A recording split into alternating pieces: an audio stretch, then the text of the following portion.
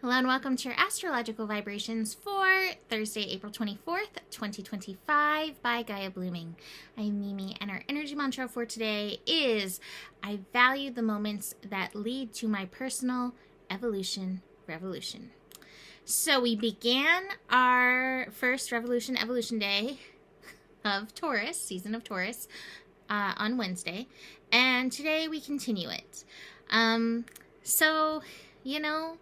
If you had some struggles on Wednesday, maybe it'll be a little easier for you on Thursday. If you were fine on Wednesday, maybe you'll be fine on Thursday, or maybe you'll hit some of these struggles. Regardless of that, we are still building to this Mars-Pluto opposition. We've moved through the Sun-Pluto square, so that colonic is done. One more, clearing ourselves out for the next little bit. But just be aware of that in the background, that people's reactions may be a little bit more, we might experience a little bit more of that feeling within ourselves when something happens. Like sometimes we can pass it off and be like, yeah, whatever, and this might feel a little bit more personal. It's also interesting because I actually feel like the heads up in the astro helped me have a little bit more grace for myself and for others in that moment, and so because I'm aware of it, I can be a little less reactive. There's only so much taming of the fire that can be done. All right, so today we have the moon continuing through Pisces today, and we have Venus and Saturn reaching their third connection. So they had one connection, I'm not sure exactly when, but when Venus went over the first time, and then it retrograded back over Saturn.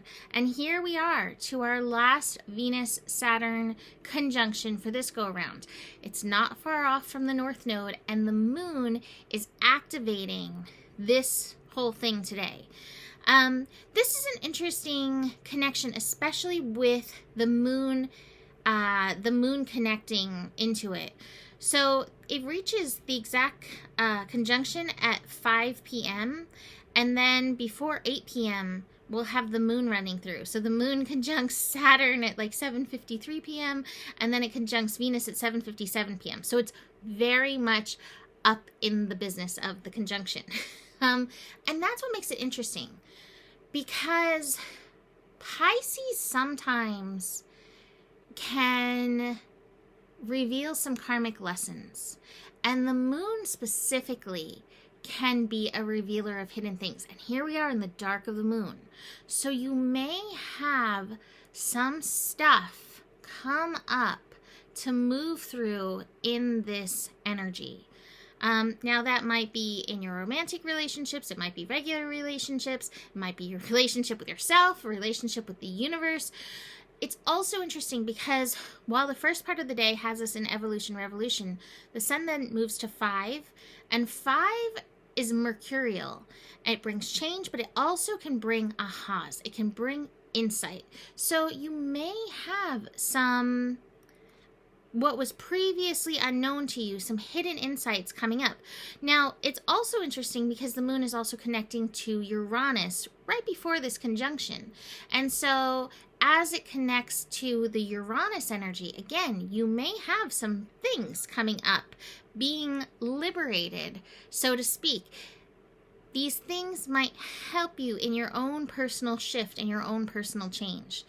So be aware of that. Now, Venus and Saturn in conjunction can definitely want to nail down commitments. Get that commitment, get it written on paper, make it official kind of thing. So you may feel some anxiety for that. But I saw a great meme today. Let's see if I can bring it. I think it said, I'm going to post it. So you'll get the real one on Facebook if you're on Facebook. I'm going to post it tomorrow. I'm little lion. I almost called him Mahalo. We have a lion, little lion-o walking through. Anyway, I think it said, your ability to flow is much more important than your ability to control. And I think that rings very true with this energy. Watch where you're trying to control something. Saturn can sometimes get like that. But you're in Pisces. Pisces needs to flow, and the universe is going to flow. Like, you can be the rocks, like, trying to control, but we've seen with, you know, so many things, how water, the flow, eventually can cut through the rocks. So save yourself that energy and allow yourself to be in the flow with this energy. I also feel like there are layers and levels of personal responsibility in this, and that might be part of the ahas and even the breakthrough as well. Recognizing where you have not been taking care of yourself, where you haven't been showing up for yourself. We've got him pretending to be a Virgo over there. You may find like, oh, you know, I thought that I was taking care of myself, but really I wasn't. And this could be on the physical level, but this also you may find on the spiritual level. So be aware of these insights coming through. Anything else that I want to bring through with this astro energy? I just think we're kind of going to be feeling it all day. Please try not to let Saturn get shooty on you.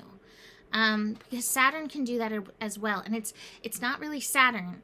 It's the rules and regulations that society have like kind of put out there. And Saturn can represent that. That's not Saturn's truest nature. It's not Saturn's truest, highest calling.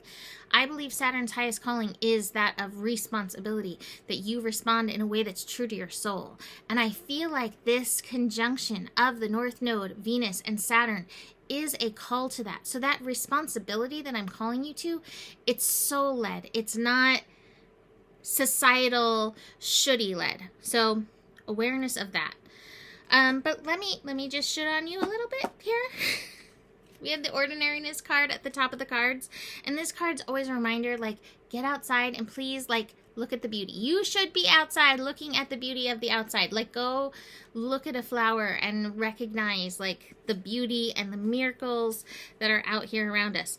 We also have the playfulness card upright. And this is a call reminding us, like, we're here to live. We're here to enjoy. But it's up to you to, like, guide that. So that's part of your responsibility, to seek and engage that joy. That being said, we've got a little exhaustion. I sometimes feel that Pluto transits can be very exhausting. So you may feel that coming off this Sun-Pluto square. We do have some lazy cat as the moon in Pisces connects to Uranus. You might feel that lazy cat. So like honor that exhaustion energy as well. We have a little schizophrenia. You might find yourself a little confused in this energy.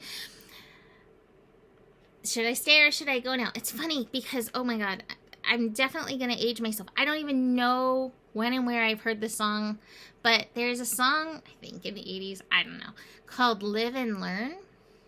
I forget who it's by. It's not Alanis. It's like kind of like more like a hip hop song. You've got to live and learn. And that song popped into my head. And I think that that's part of that responsibility, is allowing yourself to live and learn. And it's releasing, hello, South Node energy, of trying to be perfect and being like, okay, this is part of my live and learn experience. So keep that in mind because it popped into my head very strongly. Final card is the Fool. Now it's in reverse, but I do feel like these energies are opening doorways of new potentialities coming through. And so just, you know, keep thinking in your ideal world, in an ideal future, what are the doors that would open? And keep your eye on that vision. Last two cards, deep intuition. Hello, yes, all of this energy in Pisces is a reminder to connect into your deep intuition. And the flow card is very Piscean as well. Allow me, divine, to move with the flow and respond with calmness and peace. I think we all need this as we build into this final Mars-Pluto opposition. Can you move in your flow with calmness and peace? We'll see. We'll do our best. Besides this, you can book a reading. Please check out those GoFundMes. Even if you don't want a reading, consider donating. Even if you donate $1, even if you donate $5, any little bit helps. And these people are so grateful, and I am so grateful for all of you who have been participating in this. And I love connecting with you, and this is fun for me too. So that's it for today. The better it gets, the better it gets. There's more than enough love in the world for you. You have the power, and may your guiding light be strong, and know that you can trust the unfolding process. Namaste.